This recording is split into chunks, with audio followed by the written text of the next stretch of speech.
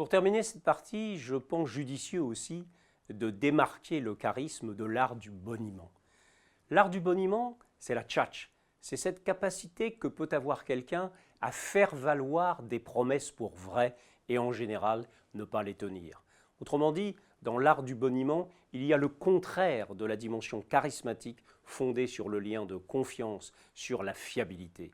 L'art du boniment, c'est le risque du camelot, c'est le risque de la promesse non tenue, c'est le poison du politique, dont on sait aujourd'hui qu'une grande partie de l'image a été altérée par cette tendance justement à la promesse non tenue, ce que l'on appelle tout simplement l'art du boniment. Le personnage charismatique est fondé sur quelque chose de solide, sur quelque chose de vérifiable, sur quelque chose qui a ses preuves, qui apporte ses preuves. Il y a un vécu qui est là pour appeler la vérité, la réalité.